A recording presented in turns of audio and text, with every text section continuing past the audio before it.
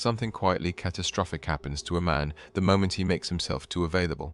It doesn't announce itself. There's no dramatic collapse, no single event you can point to and say, that's when it all changed. Instead, it unfolds like erosion, steady, invisible, and by the time he notices, the ground beneath him has already given way. You see it in the way he texts back too quickly, in the way he rearranges his entire week around her schedule, in the way he begins to treat his own time as if it has no value unless she's filling it. He thinks he's being attentive. He thinks he's showing care. What he doesn't realize is that he's teaching her and himself that his presence is a given, not a gift. And in that quiet transaction, something essential begins to die. I work with men who describe this feeling but lack the language for it. They say things like, I don't know why she pulled back, or I did everything right, or I was there for her, and it just stopped mattering. What they're really describing is the moment their abundance became mundane, the moment their availability stopped being a choice and became an expectation, the moment they stopped being a man she had to earn and become a resource she could assume. And the cruelest part is that he doesn't see it happening. He thinks proximity equals intimacy. He believes constant presence equals value. He thinks being easy to reach is the same as being important. It isn't. Seneca understood this 2,000 years ago, and the men who ignore it today pay the same price men have always paid. The quiet loss of respect, the slow suffocation of desire, and the bewildering realization that the more he gave, the less she valued. This isn't about withholding affection or playing games. This is about understanding a law of human nature that operates whether you believe in it or not. Scarcity creates value, and abundance destroys it. Not because people are shallow or manipulative, but because the human mind is built to pursue what retreats and take for granted what remains. Seneca called this the tyranny of availability. He watched it destroy men in the Roman Senate who made themselves too eager, too grateful, too present in the lives of those whose favor they sought. He saw how desperation, even when dressed up as generosity, broadcasts a single message: I have nowhere else to be. I have nothing else that matters. You are the center because I have no center of my own. And that message, once received, kills attraction faster than cruelty ever could. By the end of this, you'll understand precisely why. Distance real, unsentimental, sovereign. Distance is not a tactic, but a requirement for respect. You'll see why the man who is always available is never truly wanted, and you'll learn what it costs you every single day you refuse to reclaim the space that makes your presence matter. Seneca lived in a world that would have destroyed a weak man within hours. First-century Rome was a machinery of power, paranoia, and performance, where one misstep before the wrong senator could mean exile or execution. He served as advisor to Nero, one of history's most volatile emperors, and he did so by mastering a skill most men today have never even considered: the ability to remain valuable without becoming dependent, close without becoming available, influential without becoming desperate. Seneca's survival didn't come from flattery or constant presence. It came from understanding that power respects distance, and people, especially those you desire or serve, lose interest the moment they stop having to work for your attention. He wasn't teaching withdrawal, he was teaching sovereignty. And the difference between those two is everything. The thesis that runs through all of Seneca's work on human relationships, whether in his letters to Lucilius or his essays on the shortness of life, is this: a man who does not guard his time and attention becomes a servant to everyone and a priority to no one. He becomes valuable but not respected, present but not valued, available but not desired. In the context of modern relationships, this translates into a brutal but undeniable truth: a man who makes a woman the center of his life, who arranges his identity and schedule around her moods and availability, slowly becomes the kind of man she cannot respect. Not because she's cruel, but because respect is not a feeling you generate through compliance. It's a reflection of sovereignty, and sovereignty requires distance. Watch what happens in the early months of a relationship when a man discovers he's attracted to a woman who seems interested. If he's not careful, if he hasn't built a life that holds weight without her, he begins to orbit. He starts replying to her messages within seconds. He clears his calendar in case she's free. He begins to structure his emotional state around whether she's been warm or distant that day. He stops going to the gym as often because she's not into fitness. He skips the weekly call with his closest friend because she texted him at the last minute. He laughs at jokes he doesn't find funny. He nods along to opinions he doesn't hold. And in every single one of these moments he thinks he's building a connection. What he's actually doing is erasing himself. He's teaching her that his time has no competing priority, that his attention is a resource she doesn't have to earn, that his presence is her inheritance, not her reward. And once that lesson is learned, it's almost impossible to undo. Seneca wrote, "It is not that we have a short time to live, but that we waste a lot of it." He was talking about men who give their days away to people and things that do not honor them, men who spend their lives in the service of others' agendas, never stopping to ask if their own time, and by extension their own lives, hold any intrinsic worth. In a relationship, this waste is even more insidious because it disguises itself as love. The man thinks he's being selfless. He thinks he's showing dedication. What he's really doing is offering unlimited access to something that only holds value when it's limited. And women, whether they articulate it or not, feel this. They think the difference between a man who chooses to spend time with them and a man who has nothing better to do. The first is a gift. The second is a burden. I once spoke to a man who couldn't understand why his girlfriend of 2 years had started treating him with a kind of casual contempt.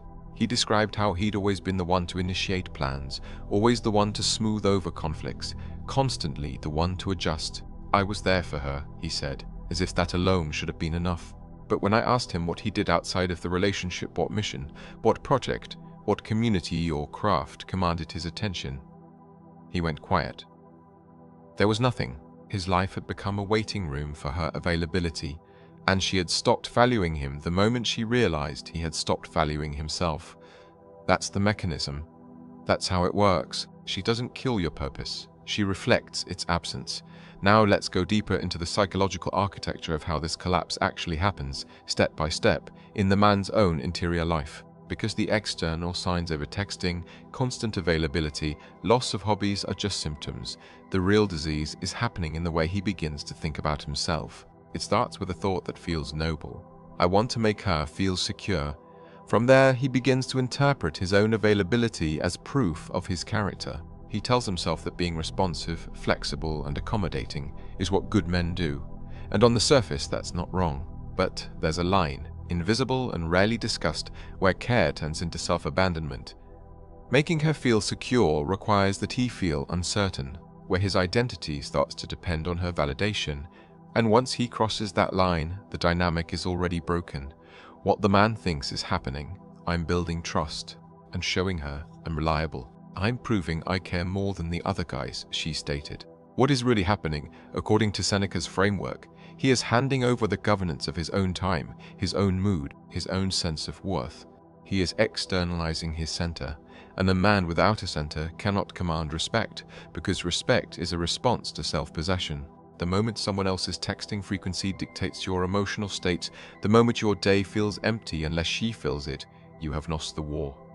Not to her, to yourself. Here's how the progression unfolds. Phase 1. He notices that when he's less available, she reaches out more. When he's busy with his own projects, she texts first. He notices this but dismisses it as a coincidence. He tells himself, she just happened to reach out then. But deep down, something registers. Something ancient in him recognizes the pattern. He doesn't trust it yet. So he returns to his default mode, constant availability, constant reassurance. And slowly, she stops initiating. Slowly, her tone becomes less warm. Slowly, the relationship starts to feel like something he's managing rather than something they're building together. Phase 2. Justification. He tells himself stories to explain why things have changed. She's stressed at work. She's going through something. This is just a rough patch. He convinces himself that if he just stays consistent, if he keeps showing up, things will return to how they were. But they don't. Because the problem isn't external circumstances, it's that he has become a constant. And constants, by definition, do not generate desire. She isn't losing interest because he did something wrong. She's losing interest because he stopped being something she could lose. The moment a woman knows you'll always be there, the moment she knows your time and attention are guaranteed, regardless of how she treats you, the biology of attraction begins to shut down. Not because she's cruel, but because human desire is structured around pursuit, and you cannot pursue what chases you. Phase 3. Self-abandonment and the loss of respect. Now he's in full negotiation mode. He starts to monitor his behavior obsessively, analyzing text for tone, every interaction for signs. He begins apologizing for things he doesn't believe he did wrong. He changes his opinions mid-conversation to match hers. He stops enforcing his own boundaries because he's afraid conflict will push her away. He starts to avoid his friends because they ask questions he doesn't want to answer. He skips the gym because his energy is consumed by emotional maintenance. He lies awake at night, replaying conversations, wondering what he said wrong, wondering why she's distant, wondering why he feels like he's losing something he never really had. And in all of this, he never once stops to ask the most critical question: what have I abandoned in myself to keep this going? I work with men who have lived in this state for years. Some are married, some are dating, some are trapped in situationships they can't name, but they all describe the same feeling. A hollow heaviness in the chest, a sense that they're performing a role that doesn't fit, a quiet knowledge that they're not respected even when they're tolerated. And when you ask them when it started, they can't tell you because it didn't start with a bang. It began with a single text. They replied a little too fast, a sin or nail Friday night. They cleared for her without checking whether she'd done the same. A single boundary they didn't enforce because they were afraid of what she'd think. One compromise after another, until the man they used to be was just a memory they visited when they were alone. Here's what most people miss. The woman doesn't want this version of him either. She's not sitting there thinking, finally, a man who will drop everything for me. What she feels is something closer to disappointment, because on some unconscious level, she wanted him to hold his ground. She tried to find the limit of his availability. She wanted to discover that his time had weight, that his presence had cost, that being with him required her to rise. Instead, she found a man who would bend infinitely, and bending infinitely is not strength. It's the opposite. And women, no matter what they say they want, do not desire the opposite of strength. Now let's zoom out from the individual to the broader system that makes this dynamic so much worse. We live in a culture that has systematically pathologized masculinities and celebrated feminine access. A man who protects his time is called selfish. A man who doesn't reply immediately is called distant. A man who prioritizes mission over a woman's comfort is called emotionally unavailable. Meanwhile, a woman who does the same things is called independent, self-respecting, and empowered. The double standard isn't even hidden anymore. It's a policy. And the men who try to navigate this without a philosophical anchor get crushed. Dating apps have turned human connection into a simulation of abundance. A woman with even average attractiveness has hundreds of options at any moment, which means your availability, no matter how genuine, is competing against an endless stream of alternatives. The moment you become predictable, the moment your attention is assumed, she swipes. Not because she's shallow, but because the environment has trained her to view men as replaceable. Social media has done the same thing. Every woman you know is receiving daily validations from dozens of men she's never met, men who would drop everything for a chance. In that context, your constant availability doesn't make you special, it makes you identical to the horde. Then layer on top of that the legal and social risk of modern relationships. A man who invests fully, who opens up completely, who makes himself emotionally and financially dependent on a woman, is one accusation away from losing everything, one bad breakup away from a restraining order he didn't see coming, one custody battle away from never seeing his kids again. I'm not saying this to breed paranoia. I'm saying it because the men who ignore this reality end up as cautionary tales. Seneca would recognize this imrecognize. He lived under emperors who could destroy a man's life on a whim. He understood that in high-risk, low predictability environments, the only rational response is to maintain distance. Not out of hatred, but out of survival. Not because you distrust everyone, but because you value your own sovereignty enough not to gamble it on someone else's mood. And here's the civilizational laying through the collapse of the social contract that once made male investment rational. 50 years ago, a man who worked hard, stayed loyal, and provided for his family could reasonably expect stability, respect, and partnership. That contract is gone. It was dissolved unilaterally, and the men who still operate as if it exists are the ones suffering the most. Seneca saw the same thing in the late Roman Republic, men clinging to old codes of honor in a system that no longer rewarded them. He didn't tell those men to be bitter. He told them to wake up, to stop operating according to a script the world had already abandoned, to rebuild their lives around principles that didn't depend on external validation. That's what sovereignty means. It means you stop waiting for the culture to reward you for being good. You become good because it's the only way to live with yourself. If a system demands your vulnerability but offers no protection, walking away isn't cowardice, it's wisdom. If a relationship requires you to abandon your mission, your boundaries, and your self-respect just to keep it alive, you're not in a relationship, you're in a hostage negotiation. And Seneca would tell you the same thing he said to the men of Rome. The only freedom worth having is the freedom you take back by refusing to give yourself away. So what does this look like in practice? How does a man who understands Seneca actually move through the world, through relationships, through desire, without becoming cold or bitter? It starts with a single shift in perception. Your time is the most valuable thing you own. Not your money, not your status, not even your attention. Your time, because time is the raw material of your life, and how you spend it determines who you become. The moment you start guarding your time the way you would guard your bank account, everything else begins to shift. Notice when you're about to clear your schedule for someone who hasn't earned it. Most men do this automatically. A woman they're attracted to sends a vague, "Maybe we could hang out this weekend" text, and they immediately cancel their gym session, postpone the project they were working on, and sit around, waiting for confirmation. A sovereign man doesn't do that. He makes plans. He builds his week around his mission, his health, his craft, and his friendships. If she wants to see him, she can submit a request, and he'll know if it fits. That sounds harsh to men who've been conditioned to treat women's desires as emergencies, but it's not harsh, it's respectful. Because when you treat your own time as valuable, you're implicitly communicating that being with you is a privilege, not a charity case. Stop pretending that over-communication is connected.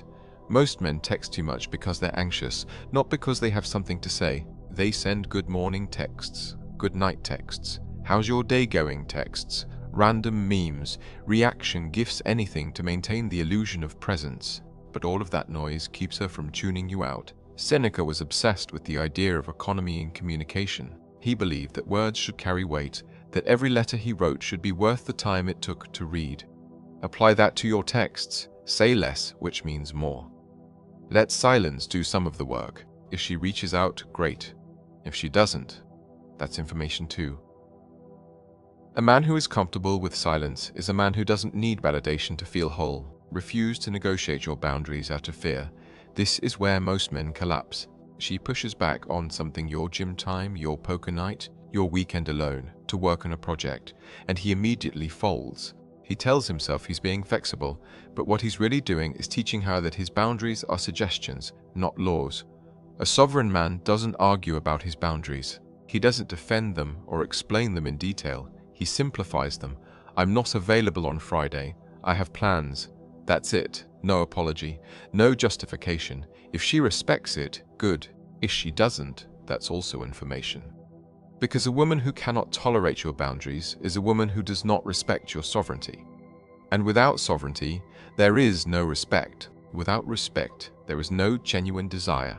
Allow her to react while you remain unmoved. One of the most powerful things a man can do is let a woman's emotions move through space without trying to fix, manage, or absorb them. She gets upset that you didn't reply fast enough. She's frustrated that you're not free on her timeline. She's annoyed that you have other priorities. Let her feel that. Don't rush to soothe her. Don't apologize for having a lapse. Remain calm, present, and unbothered. Not because you're trying to manipulate her, but because you genuinely understand that her emotions are hers to manage. Seneca talked about this constantly, the difference between empathy and entanglement. You can care about someone without letting their emotional state dictate yours. That's not coldness. That's maturity. Begin to move as if your mission is the relationship and everything else, including her, is a guest in that mission. This is the inversion most men never make. They treat their purpose as a side project and the woman as the main event. Then they wonder why she loses interest. Women are attracted to men who are going somewhere, not men who have arrived, not men who are waiting, men who are moving towards something that matters, something bigger than her, something that will continue even if she left. That's not a tactic, that's a litmus test. If your life were to collapse without her, you don't have a life. You have a dependency, and dependency is the opposite of desire. Now let me show you two futures. One is the path you're already on if you ignore this. The other is the path you'll walk if you take this as the initiation it's meant to be. 5 years from now, if you continue as you are, you will be smaller. Not physically, not even financially, necessarily, but internally, you will have spent half a decade negotiating for scraps of affection from people who do not respect you. You will have trained yourself to flinch before you speak, to scan the room for approval before you act, to second-guess your own instincts because someone once told you they were wrong. You'll be in relationships that feel like obligations, friendships that feel like performances, a career that pays the bills but hollows you out, and worst of all, you'll barely remember the man you used to be before you started giving yourself away in pieces. You look in the mirror and see someone you don't recognize, someone who recognizes that survival means becoming harmless. And harmless men are not loved, they are tolerated, they are used, they are forgotten. But if you answer this, if you take what Seneca is offering and rebuild your life around the sovereignty of your own time and attention, 5 years from now, you will be walking through a different world. You'll have fewer people in your life, but the ones who remain will actually respect you. You'll have fewer distractions, but the work you do will feel like it's yours. You'll be in fewer relationships, but the ones you're in will be built on mutual respect, not your constant effort to hold them together. You'll stop feeling the need to explain yourself to people who are going to understand. You'll stop waiting for permission to take up space. You'll stop measuring your worth by how much others want you and start measuring it by whether you're becoming the man you said you'd be. Women will notice this, by the way, not because you're performing for them, but because sovereignty is visible. It shows up in the way you move, the way you speak, the way you hold silence without rushing to fill it. And some women will be attracted to that, but you won't care as much because your life will no longer depend on their validation.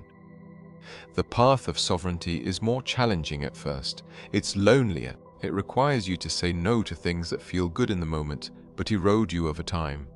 It requires you to sit with discomfort rather than medicate it with attention and approval. It requires you to build something that matters when no one is watching, no one is cheering, and no one will ever thank you for it. But it's the only path that lets you keep your dignity. It's the only path where you get to remain yourself.